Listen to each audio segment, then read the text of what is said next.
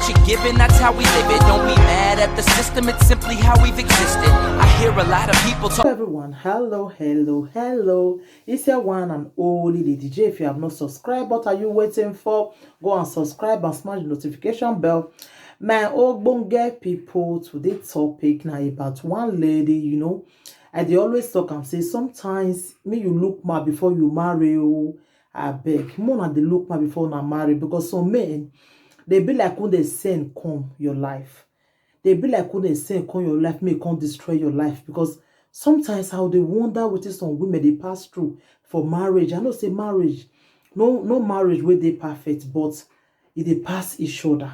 And I understand, because there are some men, the way they treat their wife, good, really. Good. Okay, sometimes it could just be like say you married to your enemy. It could be like say you made mistake when you didn't even marry the man, and they not fit be like that too. But when man will come marry you, can't change towards you. You can't be surprised. Say, what I do this man? Why this man can't change like this? You can't feel saying a devil, all those things. Sometimes sometimes the man pretend come your life.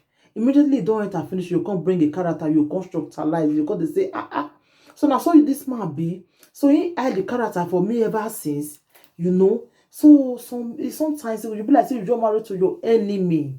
And they always talk calm.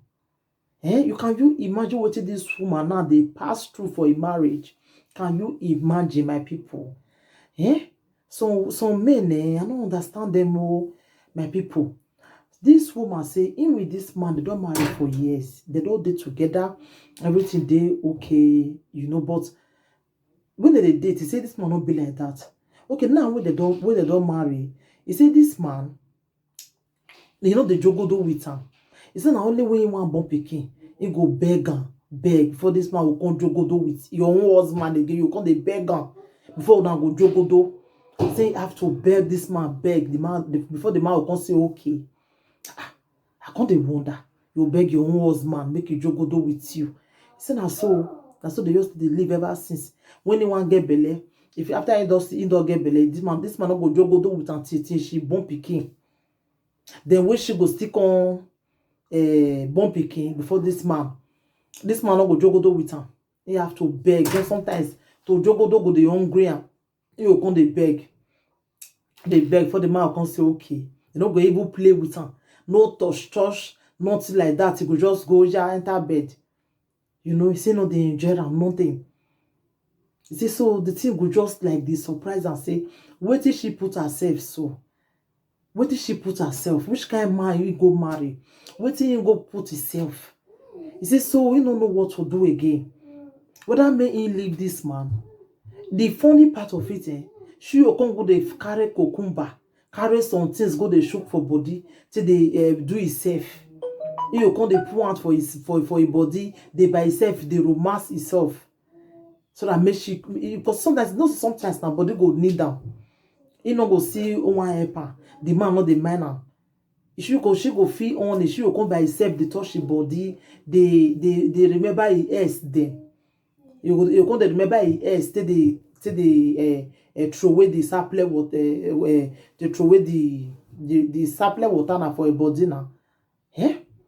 So now so she till they come. See, because the man not the jogodo with her. He says, so he don't know what to do again. Make him leave this man or may he not leave the man. So now waiting in the ass now. Because the thing they shocktalize them. The thing they surprise them. Waiting she go pour herself. I said, but this man don't be like that now one at the date. He said, no. Then why the man can't change? Now he say, no. She don't know why the man change. And people sometimes say, some women they pass through hell. They say now who talk you come out. But if marriage tire person before now force, wait, business marriage go tire some men. They no want talk. They'll come they let the woman they pass through air for his house. You know good. Even though you need the woman, you just tell and say you don't need them again. Then when you can't let the woman deal with you, can't they pass through air. You go they suffer. You know good now. You know good. If they do it to your sister, if your sister tell you say see what your husband they do, you go like her. You don't go like her. You don't go like her. Why be say some men they be like this? Waiting, my mind dey tell me say this man get woman for outside. Now make another one jogodo with your wife. Because me not see where man, you everything go dey okay with you with your wife. You can't say no, you not go jogodo with her. You they beg you. Like seriously? I been a man supposed to be beg woman say, I beg now you go able to tell the man say no, you not fit again. You not fit again. Then when you can't be saying that you can't beg the man. I don't understand though. Sometimes I don't dey understand. You can't beg him. I beg now. I beg now. Hey, I never see this kind of thing before. I never see this kind of thing before. No, go. Eh? The thing they surprise me. Oh. Eh? The thing they surprise me. Now my picking they distracting my people. I beg. Oh. So he says so the thing they surprise them. You don't know what to do again. Man, you don't know what to do. You don't know what to do again. Sometimes the thing as in she go they surprise say, why did she do this man? Why this man they treat her like this? He don't know. He said she don't know. Eh? That is why she bring this topic say make we advise her for what to do. You can imagine a woman go from the point for a body they want come they feel you go they feel say me he want jogodo the man go say no he no go jogodo with her.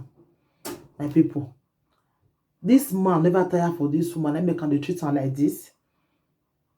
This man never tire. Eh? That's why I see the watch one that day for human rights where the man they say he wife for 1 year. His wife go they sleep for city room. You know they sleep the same bed with your husband again. Because he no want the man again. You don't tell him, but you they treat the man bad. Now the man can't say no fit again. The man have to carry and come human rights say I beg. Make the call help and drive the woman. He don't want marry again. I don't understand though. No, say the man if they treat and fine, they give him everything which she wants. See yet the woman they treat the man bad. I can't even wonder. Who get cap, he don't get leg. Who get leg, he don't get cap. Okay, see this one now. If they beg your husband to come jogodo with her, the man they say no. The man not the one jogodo with her. You're suffering for nothing. And the woman now they die silent for her house there. She's dying slowly. This man not even one man and not even one help her. You know, sometimes I go just they wonder where this women for the jam this kind of men. Then for the jam this kind of men. Because I never see where everything go dey okay for man. He go say no, say he want they treat his wife bad. Yeah? If you don't need the woman again, what make you fair go marry him? What make you fair go marry him? Wait, be say you don't marry and finish now to come they treat him bad. What make you fair go marry him? Eh? And the thing they shocktalize me sometimes. The thing they surprise me sometimes, the way some men they treat their wife. If marriage tire you, you not go leave the woman. You not go leave her where you come they suffer her for nothing. You come they suffer her for nothing. It's better you just leave her. Just to say the woman not there with you again. Than when they will come there with you. You can't hear the suffer her for nothing. Jogodo go they hungry your wife. Your wife have to beg you before you go able to say okay. And if you want to go jogodo with her, it be like force. It be like say she dey force you. Then you can't do her. Why you not just leave if the marriage tire you? And you know what that's then I know your way now. And the woman herself even try to be say dey with you. She try, eh? She really try. For a woman to suffer that kind of thing for how many years now? For not how many years, 7 good years. Now this woman don't think they suffer this thing.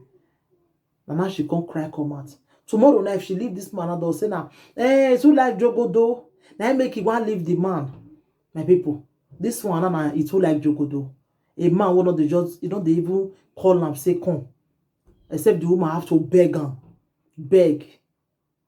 My people, this one it's too like jogodo. Then they see marriage where jogodo not there. They don't see marriage where not there. So anybody now, if this woman come out tomorrow, now people will come say it too like jogodo. Eh? Now what is that makes some of the they beer they'll come they say he want shop single more than money, that make you want drive your husband, but they not go talk with this woman they pass through since so nobody go greet talk so go there again, my people. I beg. Mona help me give this woman advice. Whether she deserve what she sees so from this man. Mona leave on a comment for the comment section. Thank you everybody. Take care till I come your way next time again. I remain your one and only Lady J. If you have not subscribed, go and subscribe and smash the notification bell. And anytime you are watching my video, always give this video a thumbs up and leave your comment for the comment section. Bye everybody. Bye.